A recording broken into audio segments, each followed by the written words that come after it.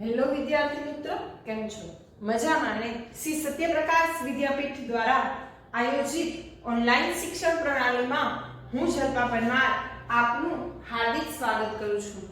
વિદ્યાર્થી મિત્રો, અગાઉના લેક્ચરની અંદર આપણે પાઠ નંબર 10 જેના પાર્ટ 1 અને પાર્ટ 2 એ જોયા હતા.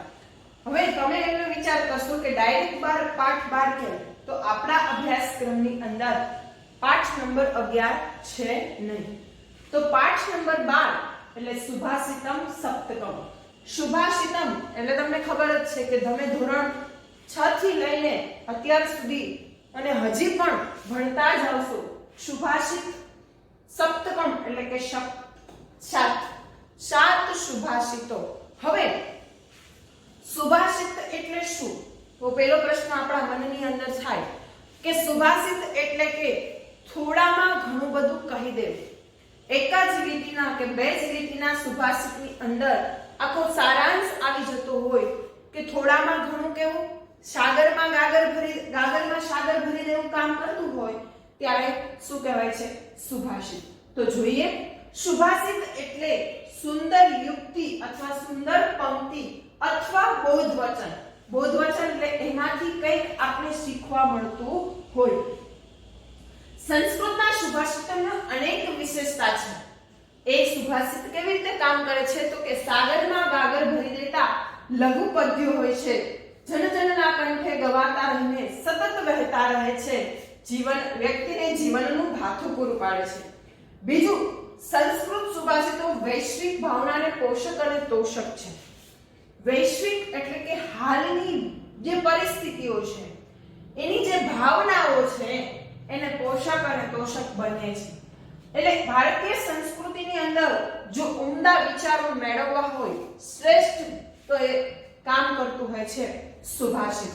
આપણા પૂર્વજો વિદ્વાનો પોતાની દીર્ઘ દ્રષ્ટિથી જે તે વખતે જે તે જીવન મૂલ્યોની પ્રાપ્તિ કરી હતી તેને આગામી પેઢી સુધી પહોંચાડવા માટે આ સુભાષિતોની રચના કરી છે.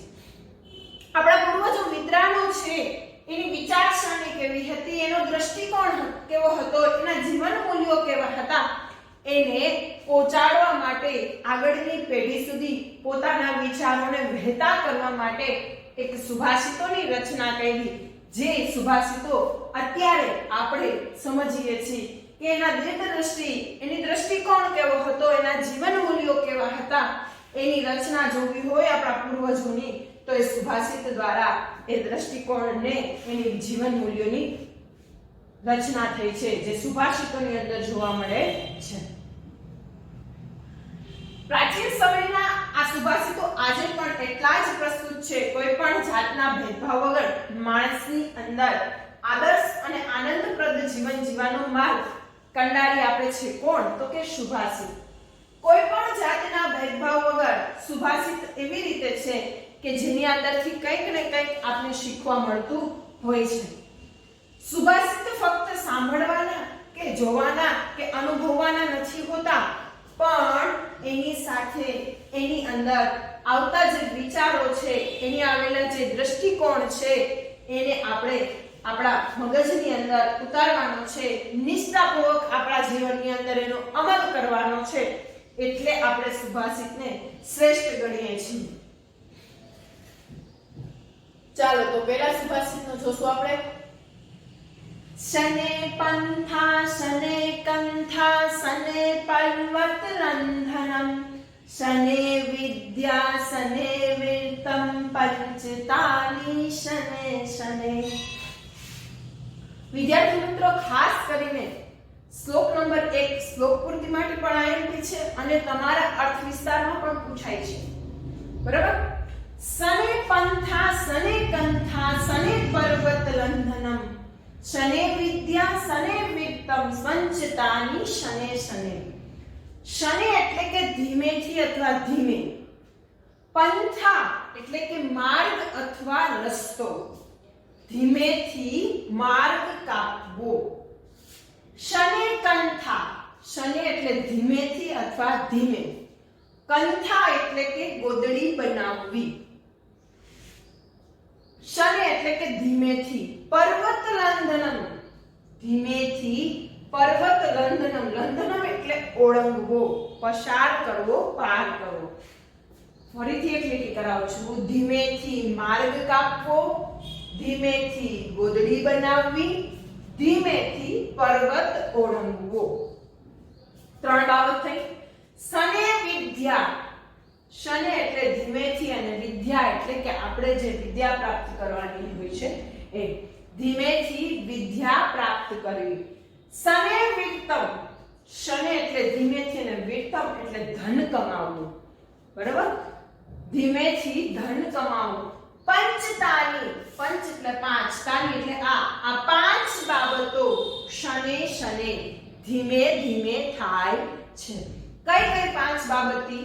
તો પહેલી ધીમેથી માર્ગ કાપવો, બીજી ધીમેથી ગોદડી બનાવવી, ત્રીજી ધીમેથી પર્વત ઓળંગવો, ચોથી ધીમેથી વિદ્યા પ્રાપ્ત કરવી અને પાંચમી ધીમેથી ધન કમાવવું. આ 5 બાબતો ધીમે ધીમે થાય છે.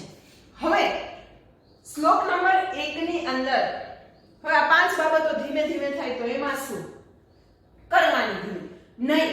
તમને એના દરેકની અંદર કઈ રીતે કાર્ય છે એનું એ કહી દઉં. હવે તમને એમ કહે છે કે ધીમેથી માર્ગ કાપવો. જો ઝડપથી કે ઉતાવળ કરવાથી આપણે કરીએ કોઈ પણ માર્ગ કાપવાની ઉતાવળ કરીએ તો 100% અકસ્માત થવાની શક્યતા રહે છે. માટે કહે છે કે વિચારીને કોઈ પણ કાર્ય કરો ત્યારે વિચારીને કરો. ધીમેથી માર્ગ કાપો. શને કંથા, હવે ગોદડી બનાવવી તો ગોદડી છે ડાયરેક્ટ બનતી નથી.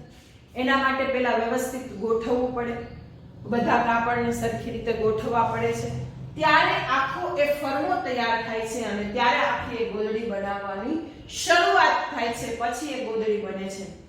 હવે માણસ કોઈ પણ નાનો હોય ત્યારે એમ કે ના ના હું તો આ 2 મિનિટમાં પર્વતને ઓળંગી છે. નહીં, સમય અને સંજોગો પ્રમાણે કાર્ય કરવું પડે છે. એટલે કે ધીમેથી હંમેશા પર્વત ઓળંગવું. શને વિદ્યા, ધીમેથી વિદ્યા પ્રાપ્ત કરવી. હવે તમારું ઉદાહરણ લઈએ કે આપણે કોઈ પણ ધોરણની અંદર અભ્યાસ કરતા હોય, ફોર એક્ઝામ્પલ તરીકે પહેલા ધોરણની અંદર અભ્યાસ કરતા હોય, હજી આપણો પાયો છે, આપણું મૂળ છે અને ડાયરેક્ટ આપણે એમ કે ના મારે 10માની પરીક્ષા દેવી છે. નહીં, એના માટે દરેક ધોરણમાંથી આપણે પસાર થવું પડે, એનો અનુભવ કરવો પડે, એમાંથી શીખવું પડે, ત્યારે આપણે 10મા ધોરણની પરીક્ષા આપી શકીએ. એટલા માટે હંમેશા ધીમેથી વિદ્યા પ્રાપ્ત કરવી, ધીમેથી ધન કમાવવું.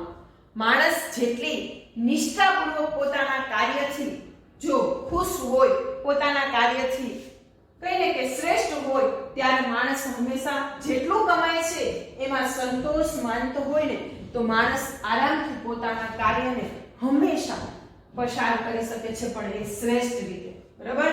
ફરી વખત એકવાર શ્લોક પૂર્તિમાં પૂછાઈ શકે છે. એટલે શને પંથા શને કંથા શને પર્વત લંઘનમ શને વિદ્યા શને વિત્તમ પંચતાની શને શને. ધીમેથી માર્ગ કાપવો, ધીમેથી ગોદડી બનાવવી, ધીમેથી પર્વત ઓળંગવો, ધીમેથી વિદ્યા પ્રાપ્ત કરવી, ધીમેથી ધન કમાવવું. આ 5 બાબતો ધીમે ધીમે થાય છે. શ્લોક નંબર 2. શિલં સૌર્યં મનાલસ્યં પંડિતાયં મિત્ર સંગ્રહ અચોરહરણ્યાની પંચતાનિશયો નિધિ. શિલં સૌર્યં મનાલસ્યં પંડિતાયં મિત્ર સંગ્રહ અચોરહરણ્યાની પંચતાનિશયો નિધિ. શિલમ એટલે કે છે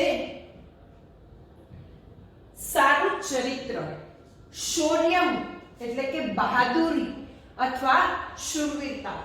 શીલમ એટલે સારું ચરિત્ર, શૌર્ય એટલે બહાદુરી અથવા શૂરવીરતા, મનાલસ્યમ એટલે કે ઉદ્યમશીલતા થાય. પણ મનાલસ્યમનો બીજો અર્થ પણ થઈ શકે છે કે આળસ ન કરવી, આળસ ન હોવી જોઈએ. કોઈ પણ કાર્ય કરવા માટેની આળસ ન હોવી જોઈએ. શીલમ એટલે કે ચરિત્ર, સારું ચરિત્ર, શૂરવીરતા. બીજો અર્થ લઈ શકો છો, બે અર્થ કીધા. આળસ ન કરે તો મનાલસ્યમ, આળસ ન કરે તો. નકર બીજો શબ્દ છે ઉદ્યમશીલતા. કોઈ પણ કાર્ય કરવા માટે આપણી પાસે એક પ્રેરણા હોવી જોઈએ. પંડિતાયમ, પંડિતાયઃ. મિત્ર સંગ્રહ, મિત્ર સંગ્રહ એટલે મિત્રનો સંગ્રહ કરવો.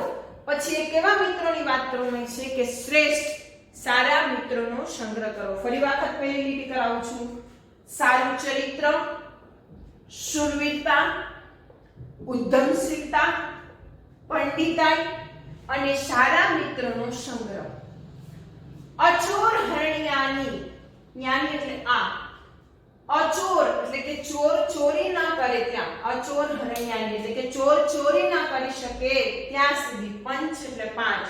તાનયશયો નિધિ, આ પાંચ બાબતો, નિધિ એટલે કે ખજાનો છે.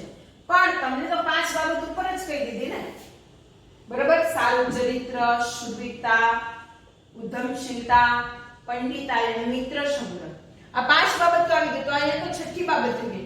પણ જો સ્પષ્ટતા સાંભળજો, શું કહે છે કે ચોર ચોરી ન કરે ત્યાં સુધી જ, તો જ એનામાં શ્રેષ્ઠ ગુણ હોય.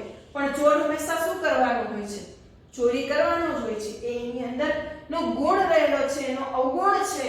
એટલા માટે કે ચોર ચોરી ન કરી શકે તો જ આ શ્રેષ્ઠ ખજાનો છે. પણ કઈ? આ પાંચ બાબતો ખજાનો છે, શ્રેષ્ઠ ખજાનો. એટલે કઈ કઈ આ પાંચ બાબતો પરીક્ષાની અંદર ખૂબ જ અગત્યની અંદર પૂછાય છે કે કઈ પાંચ બાબતનો ખજાનો છે. તો તમારે દરેકે દરેક લખવાની છે. આ પણ લખવાની છે, પણ સ્પષ્ટતા કરી દીધી કે જો ચોર ચોરી ન કરે ત્યાં સુધી જ એને ગણી શકાય, નહીતર નહીં. ચાલો શ્લોક નંબર 3. તુષ્રપી પરિભ્રષ્ટા ન પ્રહંતિ તંડકુર્ણા. ઉપર એકલી લાઈન. શહતિ શ્રેયસી પૂષા વિગુણસ્વપી બંધેષુ. તુષ્રપી પરિભ્રષ્ટા ન પ્રહંતિ તંડકુર્ણા. શહતિ એટલે કે એકતા, શ્રેયસી એટલે કલ્યાણકારી.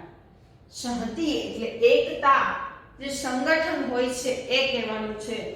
શ્રેયસી એટલે કે કલ્યાણકારી. પૂષા એટલે કે મનુષ્ય, માનવીની વાત કરી છે. વિગુણસ્વપી બંધેષુ. વિગુણેશ, વિગુણે એટલે કે વિરોધી. વપી ગુણ ધરાવનારા, વિરોધી ગુણ ધરાવનારા. બંધેષુ, બંધુ એટલે કે બંધુ લઈ શકો અને સગાઈ લઈ શકો. તો ફરી વખત કહું છું કે આ ત્રણ શબ્દ સૌથી છેલ્લે આવશે. તો શરૂઆત ક્યાંથી સાથે? અહીંથી.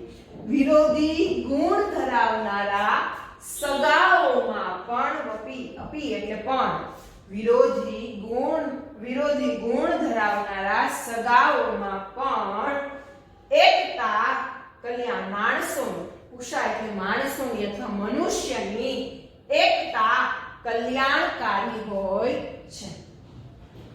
વિરોધી ગુણ ધરાવનારા સગાઓમાં પણ એકતા કલ્યાણકારી હોય છે. તૃષ્રપી પરિભ્રષ્ટા ન પ્રહંતિ તંડકુર્ણા. કુશકાઓથી, તૃષ્રપી એટલે કુશકાઓથી, પરિભ્રષ્ટા છૂટા પડેલા, ન પ્રહંતિ, ન એટલે નથી, પ્રહંતિ એટલે ઉગતા, તંડકુર્ણા એટલે ચોખાના દાણા. કુશકાઓથી એટલે કે જ્યારે આપણે કોઈ પણ વાવતા હોય અને જ્યારે ટોચની અંદર, કુશકા એટલે ડાંગરના ઉપરના છોતરા વડે જે ભાગ, ઉપરનો ભાગ હોય, ફોર એક્ઝામ્પલ તરીકે આપણે બાજરીમાં લીધેલા હોય એ રીતે, કે કુશકાઓથી છૂટા પડેલા ચોખાના દાણા ઉગતા નથી. જો એની સાથે અહીંયા તમને ઉપરના ઉદાહરણ પરથી જ ખબર પડી જાય કે વિરોધી ગુણ ધરાવનારા સગાઓમાં એકબીજાનું કઈ રીતે વિરોધ છે, છતાંય એ લોકોની અંદર એકતા કલ્યાણકારી છે કે ક્યારે એવી કોઈ સમસ્યા આવી જાય તો એકબીજાને સાથ આપે છે, એકબીજાને મદદ કરે છે. પણ ચોખાના દાણા જ્યારે એકવાર છૂટા પડ્યા પછી શેમાંથી? કુશકાઓમાંથી છૂટા પડેલા ચોખાના દાણા ઉગતા નથી. માટે હંમેશા શું હોવું જોઈએ? એકતા હોવી જોઈએ. કોઈ પણ કાર્ય કરવા માટેની એક સંગઠન હોવું જોઈએ. માણસ હંમેશા એમ કહે કે હું એકલો કરી લઈશ, નહીં. ક્યારે પણ સામાન્ય માણસથી લઈને ધનવાન વ્યક્તિ સુધીની આપણે કોઈ પણ માણસને જરૂર પડે છે. શ્લોક નંબર 1, 2 અને 3 દરેક શ્લોકની અંદર હું કહેતી જ રહી છું કે તમને કઈ કઈ વસ્તુ આમાંથી શીખવા મળે છે. આમાંથી દરેકે દરેકનું કાર્ય કીધું કે ભાઈ શેના માટે ગોદડી આવી, માર્ગ આવ્યો, પર્વત આવ્યો, તો એ કઈ રીતે. આમાંથી એમ કીધું કે આ 5 બાબતો આપણો અક્ષય નિધિનો ખજાનો છે. કાન છે અક્ષય નિધિનો ખજાનો છે, તો એ કઈ કઈ અક્ષય નિધિનો ખજાનો છે એ તમને કહી દીધું. પછી તમને ત્રીજું એવું કહે છે કે હંમેશા, ત્રીજા શ્લોકની અંદર એવું કહે છે કે હંમેશા માણસની અંદર એકતા હોવી જોઈએ. કોઈ પણ કાર્ય કરવા માટેનું જે સંગઠન હોવું જોઈએ એ હંમેશા, ભલે એકબીજાનો વિરોધ બોલે છે સગાઓ, પણ એમની અંદર જ્યારે કોઈ મુશ્કેલીનો સમય આવે છે ત્યારે બંને વચ્ચે એકતા હંમેશા શ્રેષ્ઠ બની જાય છે, કલ્યાણકારી બની જાય છે.